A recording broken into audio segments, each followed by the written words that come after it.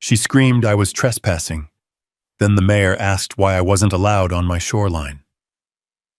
I thought moving into my lake house would be quiet, until the HOA president live-streamed me like a criminal and called 911.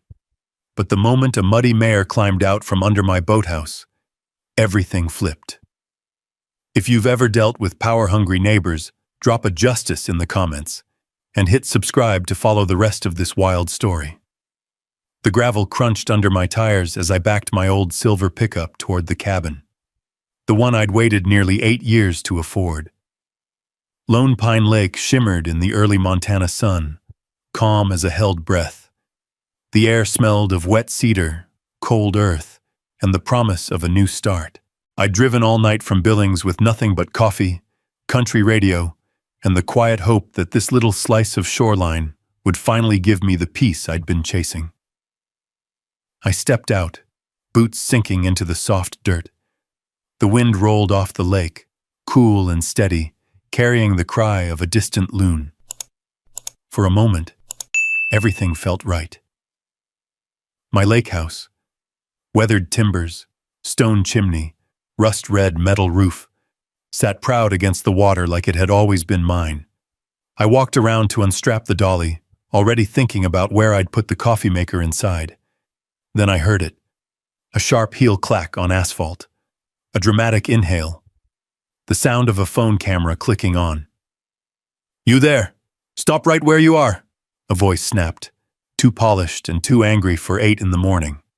I turned, and there she was, Denise Harbaugh, HOA president of Clearwater Bluffs, 55, stiff blonde bob, white blazer that didn't belong anywhere near lake mud, and a phone held up like a badge of power. She strutted onto my gravel with the confidence of someone who'd never been told no. Her phone was already aimed at me, red recording light blinking furiously. "Good morning, Clearwater family," she chirped into her live stream, voice dripping in fake sweetness. "We have an intruder attempting to take over HOA shoreline property, possibly armed, possibly dangerous." My eyebrows almost hit my hairline. "Intruder? Ma'am, She snapped her fingers in the air like silencing a dog. "Don't speak. Everything you say will be documented." She angled the camera closer to my face. "This individual is refusing to identify himself. Attempted land seizure in progress." I blinked, stunned. "My name is Ethan Crowley. I bought this property legally 3 weeks ago. I have the deed and—" "Fraud!" she barked, spinning toward her phone like she'd trained for this moment. "Textbook fraud, folks. They get bold this time of year. We must protect our shoreline." Confusion simmered into humiliation. The comments on her live stream pinged loudly, laughing emojis, gasps, people typing things like, "Call the cops" and "Get him, Denise." She was performing, and her audience was eating it up. Elbow tight with frustration, I reached into my glove compartment for the folder containing my deed, but she lurched backward like I'd pulled out a weapon. "He's reaching! He's reaching!" she shrieked, staggering dramatically across the gravel. I froze, both hands open. "It's my paperwork!" Her hand shot to her phone. "That's it, I'm calling this in." With theatrical precision, she dialed 911 on speaker. "911, what's your emergency?" "This is HOA President Denise Harbaugh at Clearwater Bluffs," she announced proudly. "There is an unknown male trespassing on protected HOA property. He's refusing to leave and acting aggressively. Send units immediately." I felt the heat rise in my chest. Aggressively? I'm literally standing still. She tilted the phone away from the dispatcher and whispered loudly enough for her stream to hear. "This is what dangerous trespassers always do. Pretend innocence." The dispatcher asked her to clarify, but Denise was already pacing, angling her camera to capture both me and the lake behind us. She spoke with the confidence of a woman who thought the sun rose because she approved of it. "Officers need to come fast. He's attempting to take control of the shoreline." "The shoreline I own!" I snapped before I could stop myself. She gave me a cold smile and pivoted toward her phone. "See? Aggressive. Threatening. The way he said that, Honestly, I fear for my safety. My jaw locked. The quiet morning I'd imagined had turned into a circus. Neighbors emerged from their cabins, robes, coffee mugs, curious eyes peeking over railings. The whole lakeside was waking up to watch the show. I felt exposed, cornered, angry. "Lady, I haven't even moved a box inside," I muttered, pulling the deed from the folder slowly, carefully, making sure she couldn't twist the gesture into another accusation. But she wasn't looking anymore. Her head tilted. Her smile widened. And there it was, far off at first, echoing faintly over the lake road. Sirens, growing louder, closer. I exhaled sharply, the weight of the moment settling on my shoulders. Denise lifted her phone triumphantly. "Ah, hear that, folks? Justice is on its way." The gravel vibrated under my boots as the first cruiser rounded the bend. And all I could think was, this is my first morning here. The sheriff's cruiser rolled up slow, tires whispering against gravel as blue and red lights washed over the pines. The wind off Lone Pine Lake shifted, carrying the cold bite of snowmelt and the faint smell of engine oil from the patrol car. Sheriff Cole Rayner stepped out, tall, calm, the kind of man who didn't need to raise his voice to settle a room, let alone a lakeshore. "Morning, folks," he said, shutting the cruiser door with a soft thud. "Got a call about a trespass situation." Before he even finished the sentence, Denise Harbaugh shoved her phone at him like it was a search warrant. "Sheriff, thank heavens. This man is threatening our community and attempting to seize protected HOA shoreline." Cole lifted a hand, steady as bedrock. "Let's slow down, one at a time." She didn't slow down. She pushed forward, waving her phone so close to his chest, I was sure she could read his pulse. "He's aggressive. He's refusing to leave, and I believe he is armed." I nearly choked. "Armed? I don't even have a screwdriver on me." "Sheriff!" she snapped without looking at me. "He reached for something." "That was my deed," I said, holding the paper folder up by its corner, careful and deliberate, "which I'm sure you'll want to see." I didn't miss the way the sheriff's eyes flicked to it. He nodded once. "We'll get to that." Then to Denise. "Step back a bit. Let me talk to him." Neighbors edged closer, robes rustling, screen doors creaking, coffee mugs steaming in the crisp air. Every porch became a witness stand. Every breath from the crowd added a layer of pressure. Cole turned to me. "Sir, name?" "Ethan Crowley," I said, trying to keep my voice from shaking out of sheer disbelief. "New owner of this property." "He's lying," Denise declared. "You can tell by the tone." Cole ignored her. "You got identification on you?" he asked. "Yes, sir," reaching slowly. I pulled my wallet out, handed over my ID. His eyes scanned it. The breeze carried ripples across the lake, skipping like tiny flashes of silver under the morning sun. It should have been a peaceful sight. Instead, it felt like a judge waiting to deliver a verdict. Cole nodded. "All right, Mr. Crowley. And you said you bought this place?" "I did. Legally. Through the county surplus sale." I held out the deed again. Before he could take it, Denise darted between us like a territorial goose. "Sheriff, please. His documents are fraudulent. This cabin has been under HOA control since 2008. We use the shoreline for community events. There's no possible way he owns it." Cole looked at her the way a man looks at a yapping dog he's trying not to kick. "Ma'am, step aside." Calm. Final. But she didn't budge. If anything, she stood taller, chest out, chin tight with righteousness. "He is a danger, Sheriff. I have 47 people watching live who saw everything. He's hiding something. Look at him, sweating." "I'm sweating because you won't let me breathe," I muttered. "Tone, Sheriff. Did you hear the tone? Aggressive." Cole exhaled through his nose like he'd done this too many times. "Ma'am, I'm handling it." Then it came. A deep, hollow thud, like something heavy striking a wooden beam. We all froze. The sound had come from the boathouse, just beyond the dock, nestled over the water like an old wooden sunroom. The lake lapped quietly underneath it, but the thud had cut through the morning like a stone dropped into still water. Another thud. Slow. Measured. Denise's eyes went wide. "Oh! Oh! He has accomplices!" I stared at her. "Accomplices? Are you kidding?" "Sheriff, he's hiding someone, or something. That building isn't even permitted by the HOA. It's probably a criminal hideout." "It's a boathouse," I said, "and it came with the deed." Cole's hand moved to his duty belt, not drawing anything, but resting carefully, the way an experienced lawman prepares for unknowns. "Ethan, anyone supposed to be inside that structure?" "No, sir. I haven't even unlocked it yet." The sheriff flicked his gaze between us, then toward the boathouse door. The structure stood quiet again. Old cedar planks, patched roof, a brass padlock that looked older than me. Then the wall moved. Just a tiny shift, enough that a sliver of sunlight flashed along the seam of the siding.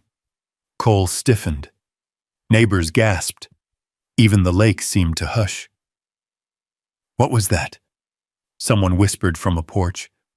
A third thud answered, heavier this time. Dust drifted from the rafters. A loose board rattled like a warning. Denise stepped behind the sheriff, clutching her phone with white knuckles. "Sheriff, this is exactly what I warned you about. He's hiding a squatter, or a fugitive, or—" "You need to be quiet," Cole said sharply, and for the first time she listened. The gravel under our feet vibrated with a faint rhythm. Deliberate, purposeful. Footsteps. Heavy boots hitting wooden stairs under the boathouse floor. I swallowed hard. I didn't even know there was a basement. Cole nodded once, low and focused, like a man preparing to walk into a dark barn with something breathing inside. "All right, everyone back up." Neighbors retreated toward their yards. Denise scrambled behind her SUV, filming from a safer angle but still narrating like she was discovering Bigfoot. Cole stepped toward the boathouse. "This is Sheriff Rayner. If someone's in there, announce yourself." Silence. Then, a low scraping sound, like metal dragging across concrete. My pulse hammered. The sheriff took another step. The hinge groaned. A hidden hatch, one I'd never seen on the boathouse floor, swung upward. Dust lifted in a soft cloud. A figure began climbing the stairs beneath it, boots thudding each time they touched wood. I felt the cold wind hit my back, and in that moment I realized whatever came out of that hatch was about to rewrite my entire first day at Lone Pine Lake. The air felt colder, like the lake itself had inhaled and was holding its breath. Sheriff Cole took one more measured step forward, boots pressing into the old planks of the dock. They creaked under his weight, echoing across the still water. Even the wind seemed to hesitate, rustling only the tips of the pines. A head appeared first, brown hair streaked with gray, a muddy forehead, and eyes narrowed against the sunlight spilling in through the hatch. The figure paused at the top of the steps, shoulders rising in a slow, annoyed breath, like he was climbing out of a cellar he never meant anyone to see. Then he emerged fully, boots leaving wet prints on the boathouse floor. A man, broad-shouldered, lake mud on his jeans, sleeves rolled up, carrying a rolled tube of maps under one arm. He wiped his brow with the back of his hand and looked around as if he already knew exactly where he was, but wasn't thrilled to see anyone else there. Behind me, someone whispered, "Is that?" Sheriff Cole steadied his voice. "Sir, identify yourself, please." The man blinked twice at the sunlight, then at the sheriff, then, unbelievably, at Denise Harbaugh, who was still crouched behind her SUV with her phone aimed toward us. "Oh, for crying out loud. he muttered, brushing dirt from his shirt. Denise, what in heaven's name are you screaming about now? Denise's jaw dropped so fast, I heard her gasp echo off the water. Her phone wobbled in her hand. The man stepped the rest of the way onto solid ground, mud beginning to dry on his boots. It took me 3 seconds to place the voice, 5 more to place the face. Mayor Douglas Kincaid. The mayor of Pine County had just climbed out from under my boathouse like some irritated spirit summoned by HOA nonsense. He squinted at me next, eyes tracing the boxes in my truck bed, my pickup still angled toward the cabin, the deed papers in my hand. Then the mayor sighed, a deep, world-weary sound like he'd been dealing with this place, these people, for far longer than his job description allowed. Well, he said, adjusting the rolled maps under his arm, this is not what I expected to walk into on a Tuesday. Sheriff Cole recovered first. Mayor Kincaid? Sir, what were you doing down there? Same thing I've been doing every Tuesday morning for the last 6 years, he said. Flood planning, emergency assessments. This boathouse is our designated access point for the North Inlet. County records should show that. He looked around pointedly. Or at least they used to. Denise sputtered. No, this is HOA recreational property. You can't just... What were you even doing in our restricted area? The mayor slowly turned his head her way. His eyebrows rose. Restricted? Denise, this isn't HOA land. Yes, it is, she snapped, stepping out from behind her SUV like she had something to prove. Her blazer caught the wind, flapping awkwardly against her sides. We have jurisdiction over all shoreline activity. Since when? The mayor asked. Since... She blinked. Twice. Since 2008. The mayor let out a short laugh. Absolutely not. This property was designated county emergency access well before that. And this shoreline, he pointed to the water, then to the land under my boots, has always been privately owned.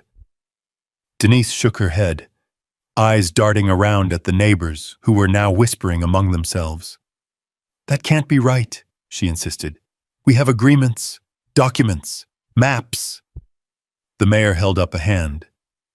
I'd like to see those maps, but first, he pointed at me. I'd like to know why this gentleman looks like he's being accused of a felony before he's unpacked a single box. I stepped forward, heart pounding, but grateful for the sudden shift in energy. Sir, my name is Ethan Crowley. I bought this cabin through the county surplus sale 3 weeks ago. I've been trying to explain that, but I pointed to Denise, who clutched her phone like a security blanket, keeps claiming I'm trespassing. The mayor looked at my deed, then at the cabin, then at my truck. His expression changed, subtle, but real. Ah, he said softly. That sale finally went through. Before I could ask what he meant, another deep thud echoed beneath the dock. The hatch behind us wobbled on its hinges, creaking from where he'd left it open. Dust drifted lazily into the sunlight beams, slicing through the slats. The mayor didn't flinch. Instead, he stepped to the hatch, nudged it shut with his boot, and said, "Probably the backup generator. That basement's older than most of the houses on this lake." Denise was still frozen, her live stream catching every second of her disbelief. The mayor straightened and nodded toward the sheriff. "Cole, let me see that deed." The sheriff passed it over. The mayor unrolled the paperwork with careful fingers. The lake breeze fluttered the edges. He read silently, tracing a line with his thumb, then flipped to the second page. His eyes widened just a touch. He looked up at me. Then he looked at Denise, and something changed in his posture. Shoulders squaring, jaw setting, tone sharpening. "Well," he said, "that's interesting." He pointed to a clause near the bottom of the document. I didn't know what it said. Denise didn't know what it said. But the sheriff leaned closer, and his eyebrows rose too. The mayor folded the deed slowly, deliberately, and handed it back to me. "Sheriff," he said, voice dropping lower, "where exactly did the HOA get their maps of this shoreline?" Denise stepped back, her face bleaching as the attention turned toward her. The mayor's eyes didn't leave hers. And just like that, the whole lakeside seemed to tilt, like every secret she'd buried in this community had just shifted in its grave. A stillness rolled across the shoreline. Even the wind seemed to pause, gathering itself in the treetops before sliding down again in a slow, chilled breath. Sunlight flickered through the branches, flashing across the boathouse windows like a warning. Denise took a shaky half-step back. The gravel under her expensive boat shoes crackled like breaking ice. What do you mean? Where did we get our maps?" she asked, clutching her phone tight enough her knuckles whitened. Mayor Kincaid didn't blink. "Because this deed," he tapped the paper in my hands, "shows riparian rights that should have been recorded long before your HOA claimed authority. It supersedes any shoreline rules you think you control." Her throat bobbed in a nervous swallow. "Sheriff, don't listen to him. Our documents are perfectly legal, signed by the previous board. The shoreline has always what?" The mayor stepped toward her, voice low but strong. "Always been something you unilaterally declared yours, without county approval?" She froze.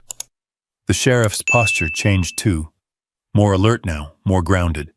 He folded his arms and stared at Denise with a new kind of scrutiny. Around us, neighbors edged in closer along the gravel. Not a soul spoke. The ripple of lake water against the dock became the loudest sound in the world. The mayor brushed a smear of dried mud from his sleeve, then pointed back at the hatch he'd climbed from. "Denise, I've been walking in and out of that emergency access bunker every Tuesday for 6 years. If your HOA had true jurisdiction over this shoreline, trust me, I would have heard about it."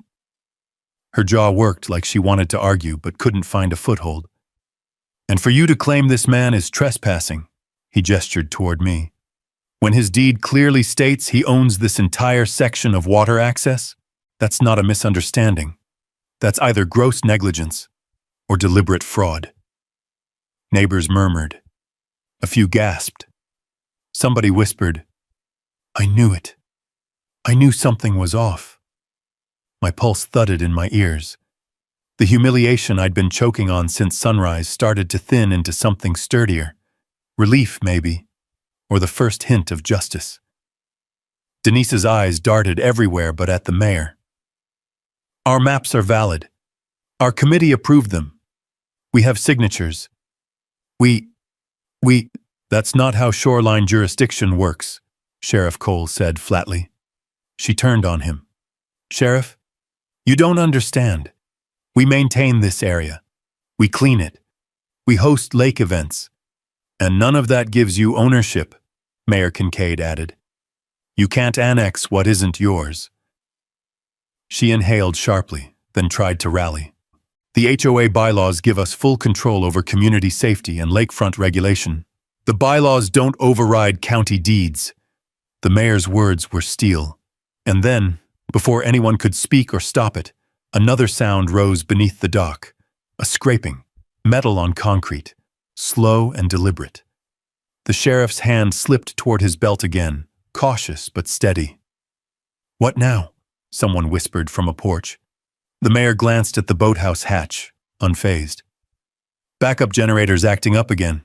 Been trying to get funding to replace it for years." The noise faded, but the shift in the crowd didn't. Something deep in the atmosphere had cracked open. The mayor turned back to me with a more thoughtful expression. "Mr. Crowley, where exactly did you say you bought this property?" "County surplus auction," I answered. "Everything went through. I signed all the sale documents, got the keys mailed to me last month." He nodded slowly, eyes narrowing in focus. Not suspicion, but recognition. "And you purchased the entire parcel, including boathouse rights?" "Yes, sir." For a moment, the wind rustled harder, skimming across the lake, moving the cattails, stirring dust around our boots. It felt like the whole shoreline was bracing for whatever he was about to say. Then the mayor breathed out, long and heavy. "Well," he muttered. "Someone at the county office finally flipped the page they should have flipped 10 years ago." He looked directly at Denise. "You have no authority on this shoreline. None." Her mouth fell open, trembling at the corners. That can't be. That's not... The board and I..." "Ma'am," the sheriff said carefully, "I'm beginning to think the problem isn't Mr. Crowley." The lake fell into absolute silence. Even the birds stopped calling. Denise's live stream was still running, her followers watching her face crumble in real time. A gust of wind swept her blazer sideways, and she stumbled, more shaken than she wanted any of us to see. "I want to see your HOA maps," the mayor said. "Now." For the first time that morning, Denise didn't argue. She just stared at him, speechless, pale, cornered. The mayor's gaze stayed firm, and in that tense, suspended moment, I realized something unmistakable. Her power, her entire facade of control, was beginning to crack. A thin breeze slipped in off the lake, stirring the cattails and sending rings of ripples drifting across the water. The sun was rising higher now, brightening the tops of the pines and casting longer shadows across the gravel drive. It was the kind of morning that should have smelled like fresh beginnings and damp earth. But instead, it smelled like trouble loosening its seams. The mayor tapped the deed tucked under my arm. "Mr. Crowley, if you don't mind," he said. I handed it over, the thick paper folder rustling as he unfolded it. The pages caught the light like old parchment, cream-colored, creased at the edges, stamped with decades of recorded history. He moved slowly through the documents, each page turned with deliberate care. Sheriff Cole leaned in slightly, and even a few neighbors took tentative steps forward. Denise stood rigid, clutching her phone at her side now, the live stream still running but forgotten. Her lips pressed together so tightly they blanched white. The mayor cleared his throat softly. "This is interesting." He flipped to the second page, my purchase receipt, then the annotated map the county clerk gave me, then the older copies I initially thought were just historic filler. But now, looking at his expression, I understood they were a lot more than filler.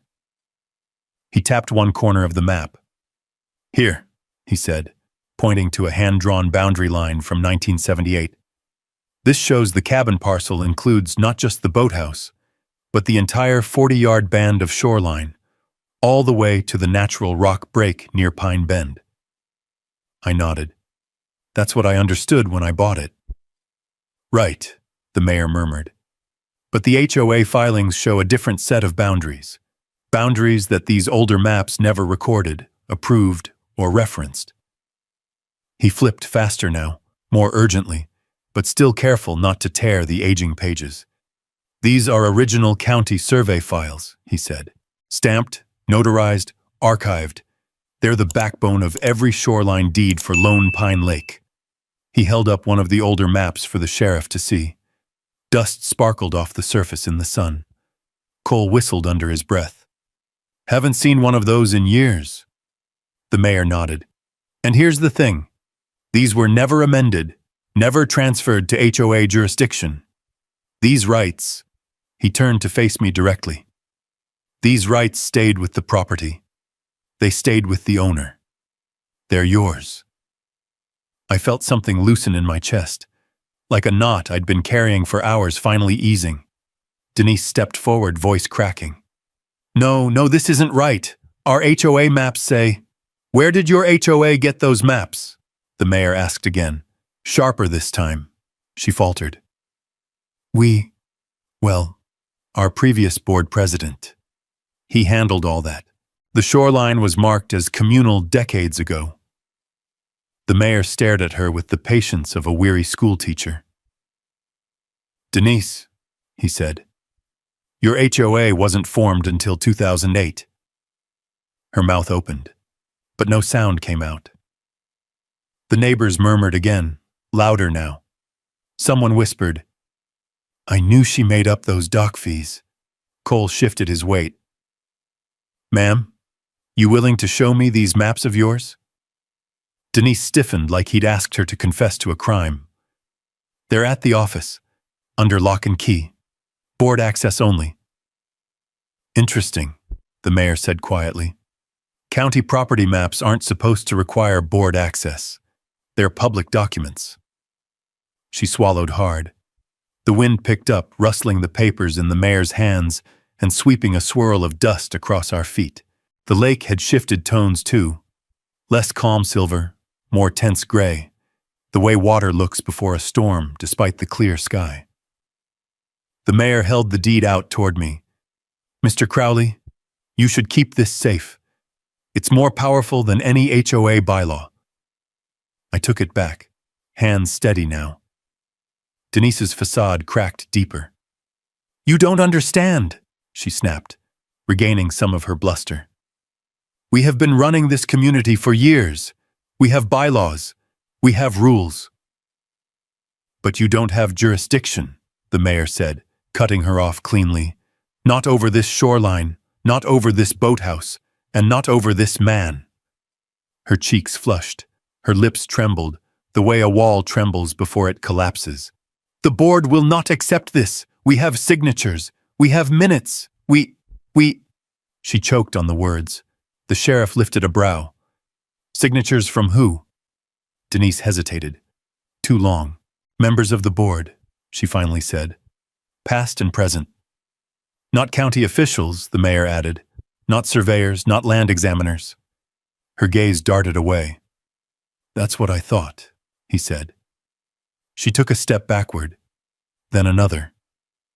Her phone dangled at her side, still recording but shaking visibly in her grasp.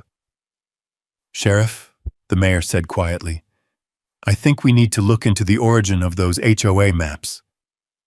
Cole nodded, his voice steady. "Agreed." And that's when the tension snapped like a rope. Denise turned and bolted toward her SUV, muttering something about proper documentation and official records, and "you'll all see." But before she reached the door, before she even reached the driver's side mirror, she spun back around and jabbed a trembling finger at me. "You won't get away with this," she hissed. "The HOA will not be undermined. Not today." The mayor sighed. "Denise, nobody's undermining anything. The lake has laws, the land has history. You can't change the truth just because it's inconvenient." She clenched her jaw, shot me one last venomous glare, then spun on her heel and marched toward her car. The sheriff's radio crackled softly. A loon cried across the lake. A breeze scattered pine needles across the boathouse steps. Then the mayor turned to us. "Sheriff," he said, "call in the surveyor." Cole tipped his hat. "On it." My heart thudded once. The surveyor. Someone who could confirm everything or collapse it all. And that's when I realized this was far from over. It was only beginning. The sheriff raised his radio, speaking into it with that low, steady voice of his. The reply crackled sharply through the static, then faded into the soft lap of water under the dock. Around us, the morning had shifted, sun climbing higher, casting bright lines across the boathouse roof, catching the dust still drifting from where the mayor had closed the hatch. Neighbors lingered at their fences and porches, trying to act like they weren't listening. But every eye stayed locked on us. Lone Pine Lake had always moved slow, like the world had extra patience here. Until this moment. Now the air pulsed with expectation, nerves stretched taut as fishing line. Denise was already gone, tires skidding over gravel as she sped away toward the HOA office. Her live stream audience had watched her retreat, the phone bouncing in her grip as she'd reversed out with all the grace of a cat slipping off a counter. 22 minutes later, a dusty county truck rumbled around the bend. It slowed as it approached, dipping slightly when it rolled over a shallow rut in the path. County Surveyor was stenciled on the side in fading black paint. Maya Lockridge stepped out. Focused eyes, dark hair pinned back, clipboard tucked under her arm. She wore a utility vest with measuring tape rolled at the shoulder, the sun glinting off her field tablet. She had that quiet confidence of someone who could read land the way others read books. "Morning, Sheriff," she said, scanning the shoreline before her gaze landed on me. "You must be the new owner." "Yes, ma'am," I said. "Ethan Crowley." "All right," she nodded. "Let's take a look." She walked past us with calculated steps, boots sinking slightly into soft earth. The lake breeze tugged at her vest, lifting the corner of her clipboard papers. She knelt at the edge of the dock, eyes narrowing as she studied the old boathouse foundation rising over the water. The mayor joined her. "Maya, we're dealing with a boundary dispute. HOA president claims jurisdiction. This deed," he tapped it against his leg, "says otherwise." Maya straightened, already tapping on her tablet. The device chimed softly as she swiped across digital county files. "Well, let's see what the county says before we start guessing." She moved to the property marker near the driveway, an old iron stake buried halfway in the dirt, nearly swallowed by the roots of a knotted pine. She cleared away some loose needles with her boot. "This stake's original," she murmured. "From the 70s. That's a good sign." I exhaled, though I didn't dare get hopeful yet. She walked a straight line toward the water with a wheel measure, the device clicking rhythmically over gravel, grass, and wooden planks. When she reached the lakeshore, she paused and checked her tablet again. The sheriff and mayor watched her closely, both with crossed arms, both breathing slower than usual. The neighbors leaned in, murmuring to each other like a small-town jury waiting for the verdict. Maya took one last measurement, then stood still as the breeze stirred her hair. Finally, she looked at me. "Ethan," she said, her tone clipped and precise, "your deed matches the county line. Perfectly." It was like someone flipped a switch in my chest, but she wasn't finished. As for the HOA, she turned her attention to the mayor and sheriff. Their shoreline overlays don't exist in county files. They were never approved. In fact, she swiped faster on her tablet, these boundaries don't even align with official state records. The mayor's jaw tightened. Meaning? Meaning the HOA's maps were submitted with self-drawn boundaries. She zoomed in on a document and tapped the screen. "Look here. The offsets don't match state GIS coordinates.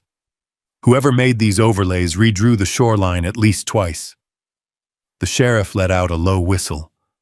My stomach flipped. The neighbors buzzed, some stepping closer to see. Maya continued, her voice cool and even. "This entire 40-yard band of shoreline, the boathouse, the dock, everything you see between those two tree lines, belongs to Ethan. Legally. Fully." A breath I didn't know I'd been holding finally escaped.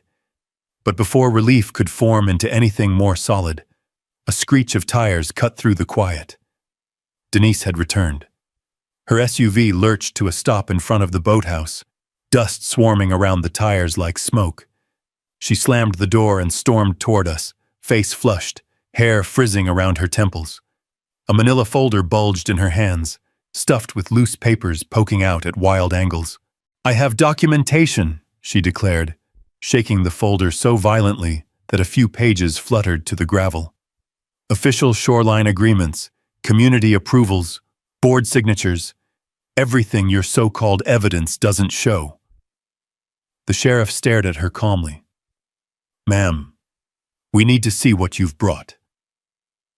"You'll regret questioning the HOA," she hissed, thrusting the folder at Maya. Lake wind tugged a few more pages loose, sending them skittering across the dock. Maya crouched, collecting the scattered documents. She flipped through the pile, brow furrowing deeper with every page turned. The mayor watched her closely. "What are you seeing?" Maya held up a page. "This," she said slowly, "isn't notarized." She lifted another. "This one is only signed by board members, no county seal." Another. "No survey markers, no legal coordinates, no archive number." Denise's expression twisted.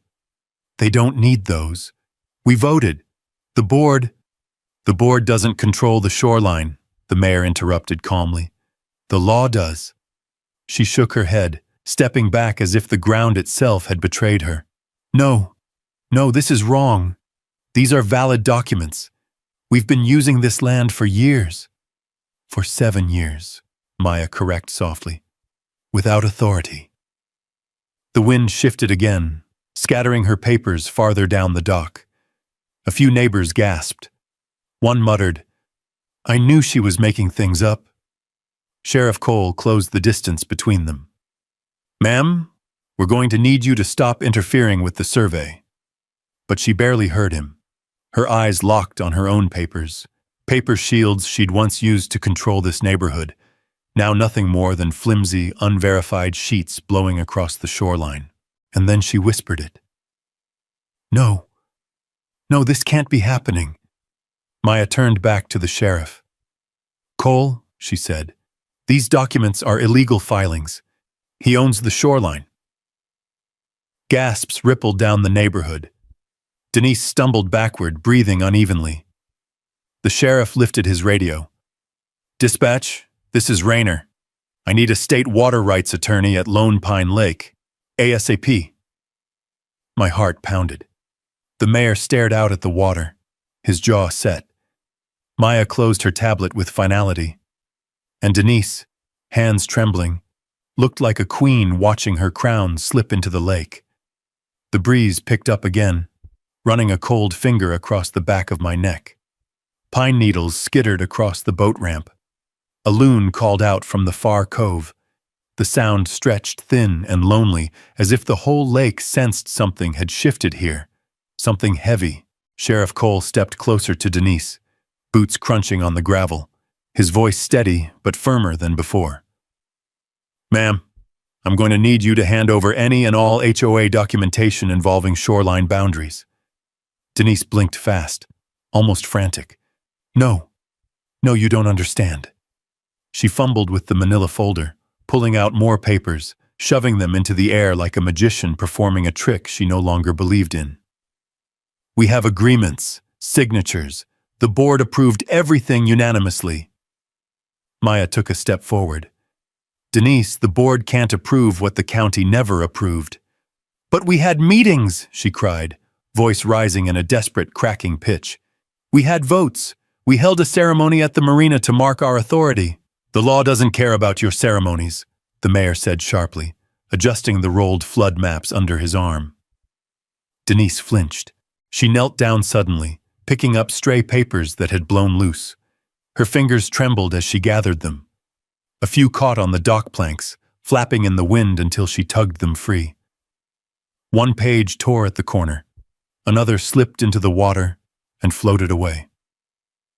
She stared at it, horrified, as the ink blurred into unreadable streaks.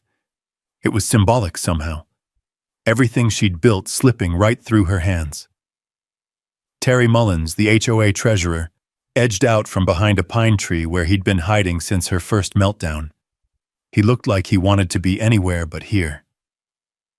"Denise," he said quietly, "maybe we should let them—" "Don't speak," she snapped, voice sharp enough to cut bark. "Not now." He shut his mouth and backed away.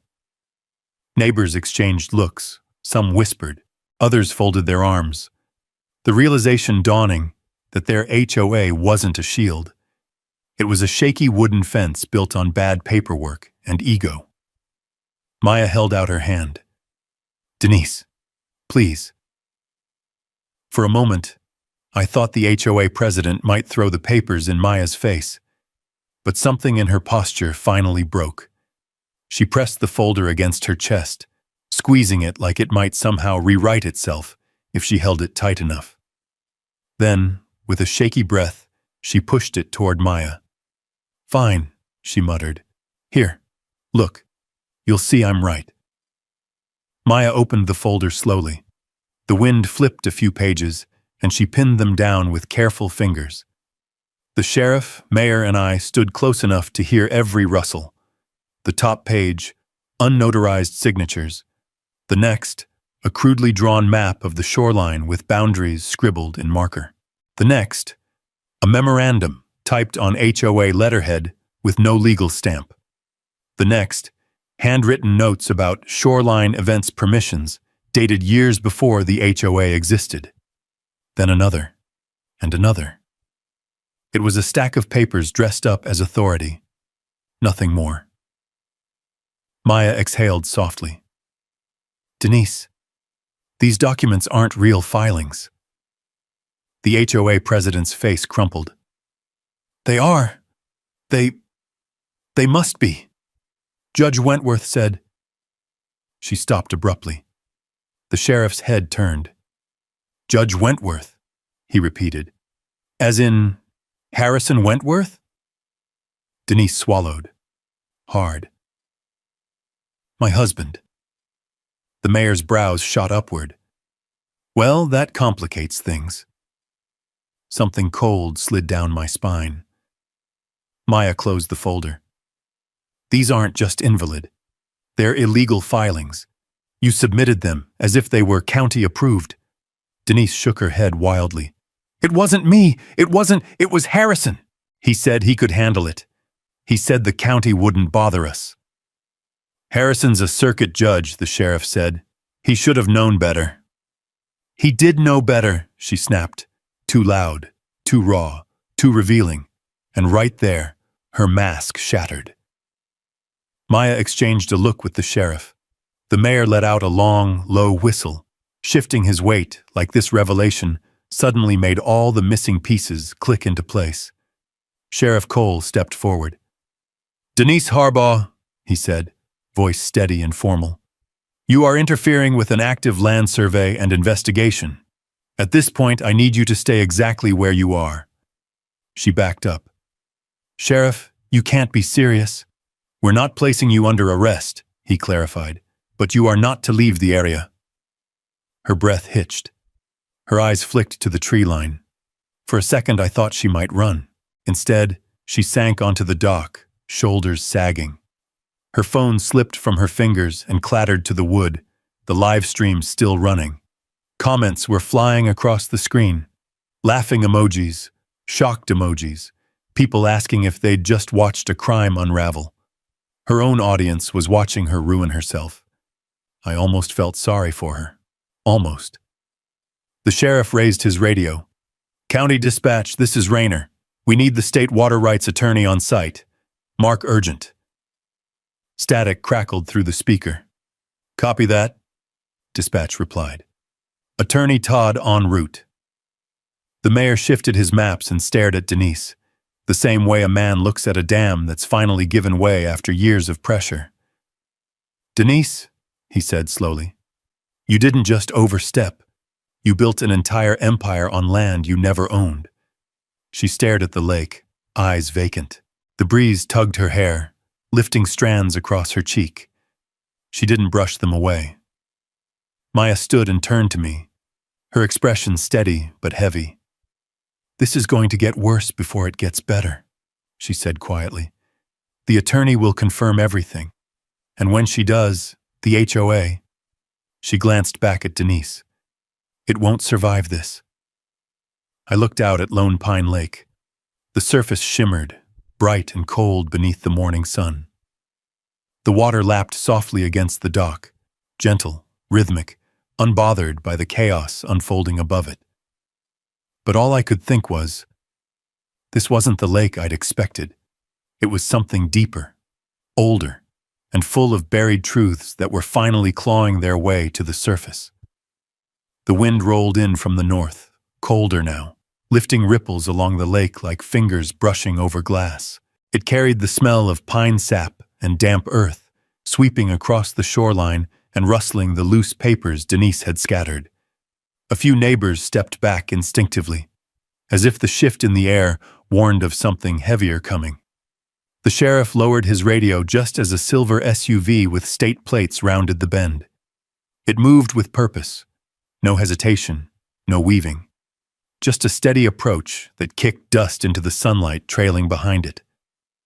The SUV pulled to a smooth stop in front of the boathouse. A door opened, and Rachel Todd stepped out.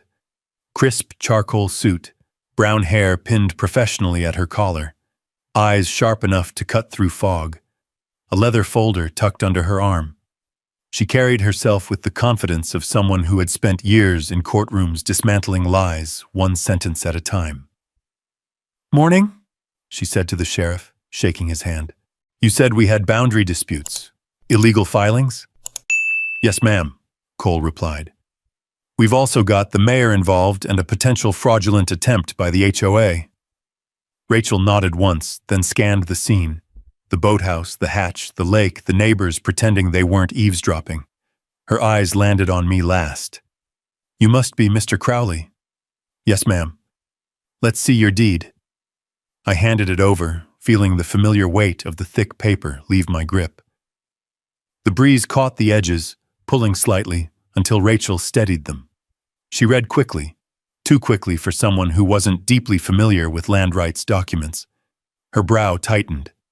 She flipped to the next page, then the next. "This is the original shoreline deed from 1978, she said, tapping the stamp near the top. "It hasn't been modified. The riparian rights were grandfathered in, and the county surplus sale transferred everything legally to Mr. Crowley." Denise inhaled sharply. Rachel continued. "This supersedes any HOA claim." Denise stepped forward, shaking. No, you don't understand. We have maps, real maps, our board approved." Rachel held up a finger, silencing her without raising her voice. "Show me." Denise paused, then thrust her folder at Rachel with a trembling hand. The manila edges were bent, corners ragged. Papers inside bulged outward, as if stuffed in haste, hoping quantity would mask their lack of quality. Rachel opened the folder. A gust of wind rustled the papers, and she pressed a palm against them to hold them still. Her eyes scanned the first page. They narrowed. She flipped to the next. Then to a cluster of loose sheets, handwritten notes, unnotarized diagrams, minutes from HOA meetings. Finally, she lifted her gaze. "Mrs. Harbaugh, these are not legal filings." "They are," Denise insisted. "Those documents, those signatures, they're all valid." "No." Rachel's voice was calm, but iron-backed. "Board votes and internal agreements don't alter county property lines. Only the state can approve boundary changes. And none of these were submitted. None were stamped. None were recorded." Denise's breath hitched. "My husband said—" "I'm aware of your husband," Rachel said, eyes locked onto hers. "Judge Wentworth has been under scrutiny before for his interpretations of local land law. But even he does not have the authority to alter riparian rights with a board vote." Murmurs rippled across the neighbors. A few exchanged glances, eyes wider, mouths set in uneasy lines. The mayor stepped closer to Rachel. "There's more, Rachel," he said quietly. "We have 2 sets of maps, the old ones in the deed, and whatever Denise has been using." Rachel nodded. "Let me see the county files." Maya handed her tablet over. Rachel swiped through the digital archives, tapping on documents. Her jaw tightened. "These," she said, turning the screen toward Denise, "are the legitimate files. This shoreline has always been privately owned. The HOA had no grounds to claim jurisdiction. Not in 2008, not now, not ever." Denise backed away, eyes wild. "But we've been collecting shoreline fees and hosting events and issuing dock permits. All illegally," Rachel said. "Every fee you collected here is fraudulent. Every violation notice, every enforcement order." Denise shook her head furiously. No, you're twisting this. We were told—" "By who?" Rachel asked. Denise hesitated. "By who?" Rachel repeated more firmly. Denise's voice cracked. By Harrison! The crowd buzzed. Terry Mullins covered his mouth. Someone whispered, "Oh, Lord." Rachel exhaled slowly. Harrison Wentworth is not the law of this lake. The state is. The sheriff took a step toward her. "Ma'am, you need to calm down." But she didn't. Her knees buckled, and she grabbed the edge of the dock for balance. She clutched her hair, shaking her head repeatedly like she could undo everything by refusing to accept it. Rachel stepped away from her and toward me. "Mr. Crowley," she said, "I'm confirming, officially, that you are the rightful owner of this shoreline. All HOA claims are null." I swallowed, the weight of relief nearly flooring me. Rachel wasn't finished. She turned to the crowd, projecting her voice across the lakefront. "Federal law protects riparian property rights. The HOA violated state code, county code, and several filing procedures. There will be consequences." Denise whimpered. The neighbors murmured louder, voices filled with shock, anger, and a strange mix of vindication. Rachel faced the sheriff. "Cole, this is no longer a simple property dispute. This is a legal violation with multiple counts. We'll need to freeze HOA shoreline activities immediately." The sheriff nodded. "Understood." Then the mayor stepped forward, his voice calm but unmistakably pointed. "Rachel," he said, "there's something you should see." She raised an eyebrow. "What?" He pointed at the boathouse hatch, the same one he'd climbed from earlier. "It concerns the original county maps, and why they were never updated." Denise's eyes widened in horror. Rachel's expression shifted into something sharper, more focused, a lawyer scenting a deeper truth below the surface. "What's under that hatch?" she asked. "That I need to see." The mayor didn't blink. "A vault," he said, "and the real shoreline map." A hush fell so heavy it seemed to settle over the entire lake. "Show me," Rachel said. The mayor moved toward the boathouse.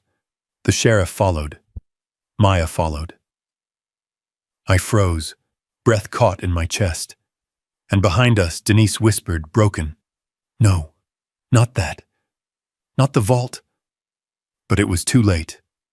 The truth was waiting, and we were going down to find it.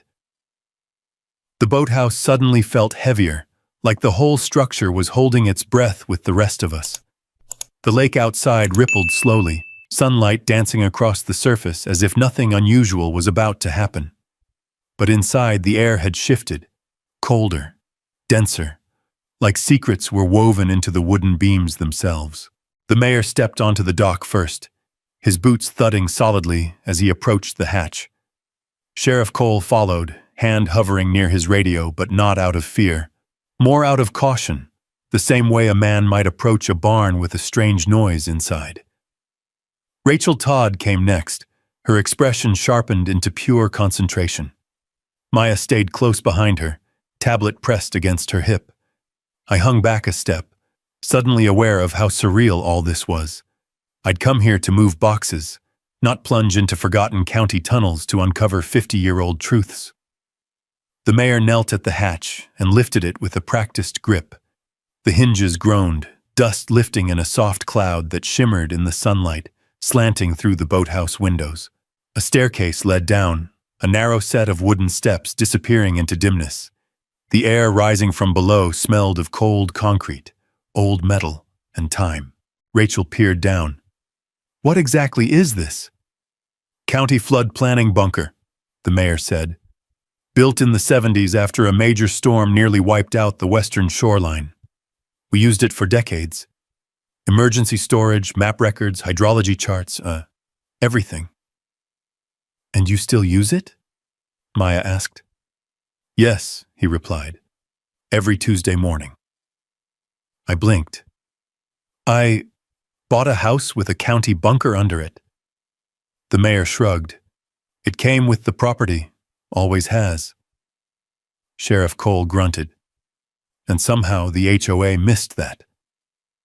The HOA ignored a lot of things.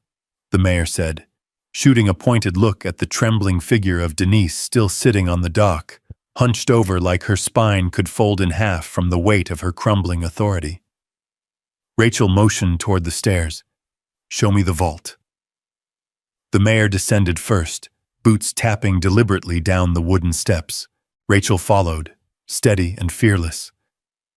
Maya went next, tablet tucked under her arm like a modern lantern. Sheriff Cole looked back at me. "Coming?" I nodded, taking a deep breath. The wood creaked gently under my boots as I followed them down into the dim. The temperature dropped with each step, cooler, quieter, the kind of stillness you find in old libraries or forgotten churches. When we reached the bottom, my eyes adjusted to find a concrete room with low ceilings and thick support beams. Old metal shelving lined the walls, holding dusty binders, marked tubes of rolled maps, and boxes with fading county labels. A single industrial bulb flickered overhead, casting long shadows across the bunker floor. Rachel scanned the room. "Where's the vault?" The mayor pointed to the far wall. There, half hidden behind a line of old sandbags, sat a reinforced metal cabinet bolted into concrete. The door was thick, steel gray, with a mechanical lock mechanism that looked older than all of us combined. "That," the mayor said, "has the original shoreline survey, the one that predates every HOA, every developer, every attempt to redraw this lake." Maya exhaled. "If that map matches Ethan's deed—" "It will," the mayor said. "I've seen it." Sheriff Cole stepped forward. "Then let's open it." The mayor spun the lock with slow, practiced movements.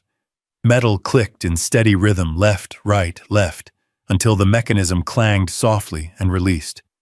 The door groaned open, cold air brushing past us like an exhale from decades past. Inside were only 3 items: a sealed tube, a leather-bound logbook, and a laminated warning sign that read, "Original county records, do not remove."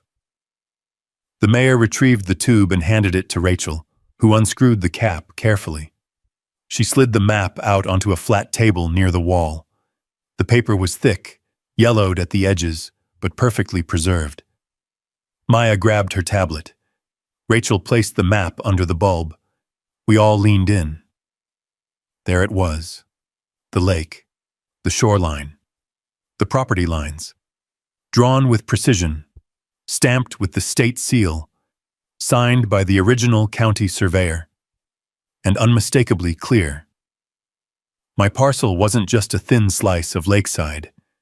It was 40 yards of protected riparian access. The boathouse, the dock, the bunker, everything laid out in ink that hadn't faded a bit. Rachel nodded slowly. "This is definitive." Maya compared it to her digital files. "It matches the county archive exactly."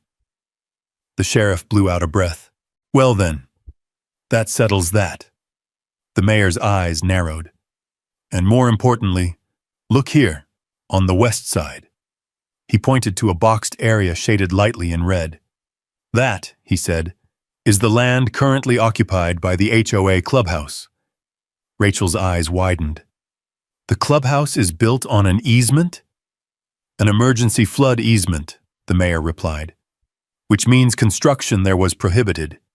They had no right to build on it, and they certainly had no right to charge residents for access." Maya tapped her tablet rapidly. "This lines up with the irregularities in the HOA's filings." Rachel lifted her gaze, calm but certain. "This is enough for immediate injunctions," she said. "The HOA is in violation of state land use law, county code, and riparian protection standards." Cole nodded. "Looks like I'll be making a call." Maya added softly, "And Ethan, this map proves your ownership beyond any doubt." I exhaled, slow, heavy, releasing the knot I'd carried since sunrise. But above us, a sudden sharp cry drifted down through the hatch. It was Denise. "No, no, you can't do this!" she screamed. "You can't ruin everything!" Sheriff Cole climbed the steps first. Rachel followed. Maya and the mayor went next. I ascended last, heart pounding. When I stepped back onto the dock, sunlight blazed across the water, and I saw Denise standing near the edge, face streaked, eyes wild, phone clutched weakly in her hand. She looked at me like I had been the one to tear her kingdom apart. The sheriff approached her slowly. "Mrs. Harbaugh," but she cut him off, voice shaking. "You don't get it. You don't understand what this lake was before we controlled it. We brought order, structure, standards. Without the HOA, this place will fall apart." Rachel stepped forward, her voice respectful but firm. "No. What falls apart today is an illegal system, a system built on fraudulent maps and manipulated authority." Denise didn't respond. She didn't move. She simply stared at the lake, silent now except for the wind. Then the sheriff looked at me, his voice steady. "Mr. Crowley, would you like to file for immediate injunctions to halt all HOA operations on your shoreline?" The lake glittered behind him. The deed felt heavy in my pocket, and for the first time all morning, I finally felt like the ground beneath my feet belonged to me. "Yes," I said, "I would." The sheriff nodded once, a quiet confirmation that the tide had officially turned. He lifted his radio, calling in the injunction request with the calm authority of a man who had seen enough disputes to know when the law stood solid beneath him. The reply crackled back through static, clear and immediate. "Copy, Sheriff. Documenting injunction order now." Behind him, the lake shimmered under the late morning sun, each ripple like silver stitching weaving the water back into its rightful place. The wind swept along the shoreline, lifting pine needles, brushing across the dock, carrying the cold scent of the mountains. Rachel Todd closed her legal folder with a snap that echoed louder than any gavel I'd ever heard. "Effective immediately," she said, turning toward the gathering crowd of neighbors. "All HOA operations on Mr. Crowley's shoreline, and any shoreline under disputed jurisdiction, are suspended pending full investigation." Murmurs broke out among the neighbors. Some looked stunned, others relieved. A few, those who'd clearly endured Denise's reign for too long, looked downright triumphant. Denise Harbaugh didn't move. She stood near the water's edge, clutching her phone like a life preserver made of glass. Her shoulders sagged. Her fingers twitched. The wind blew her hair across her face, but she didn't push it away. The sheriff approached her slowly. "Mrs. Harbaugh, you're not under arrest," he said gently, "but we're asking you to remain available for questioning. There are going to be a lot of legal inquiries." She didn't even look at him.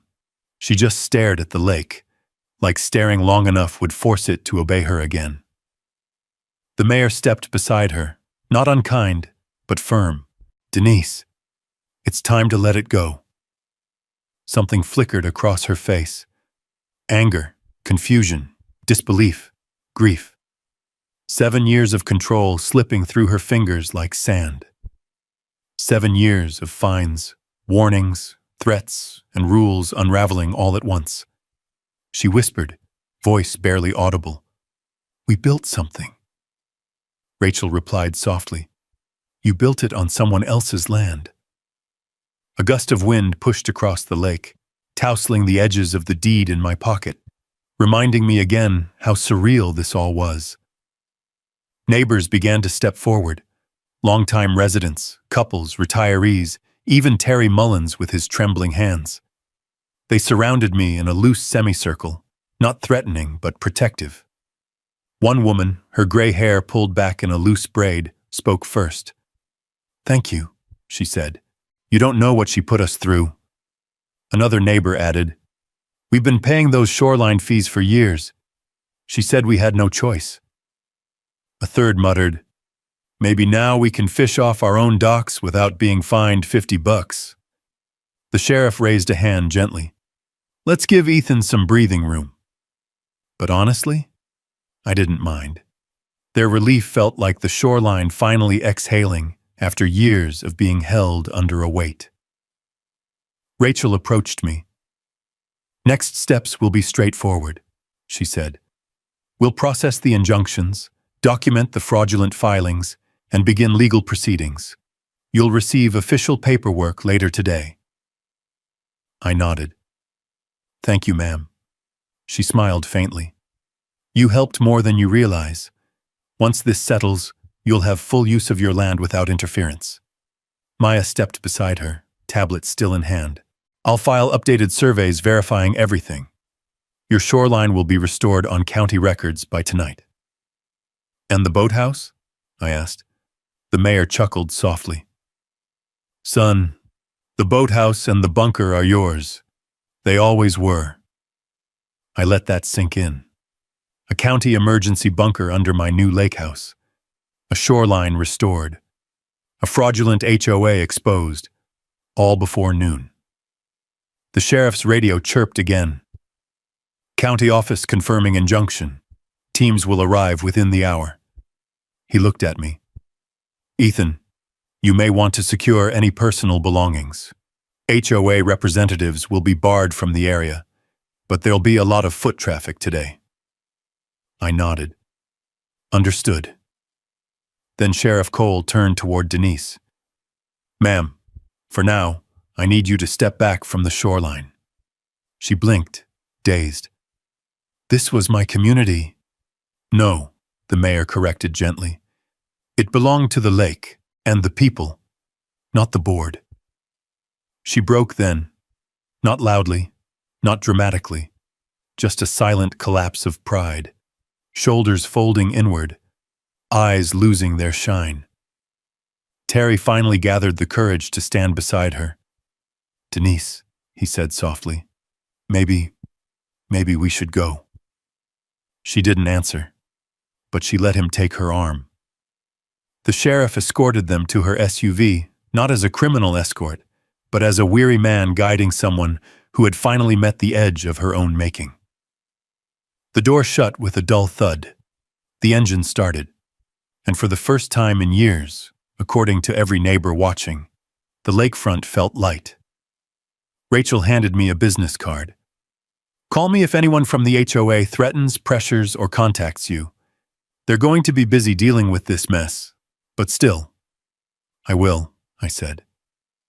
Maya smiled, adjusting her vest. "I'll come back later to help you remark the property line." The mayor clapped a hand on my shoulder. "Son, you've done this community a service, more than you know." I glanced out over Lone Pine Lake. The water glimmered, clear and peaceful again. A breeze hummed softly against the dock beams. Boats rocked gently at their moorings. For a long moment, it felt like the land itself was thanking me. The sheriff approached me one last time. "You settled in yet?" I laughed, short, tired. "I haven't even unpacked."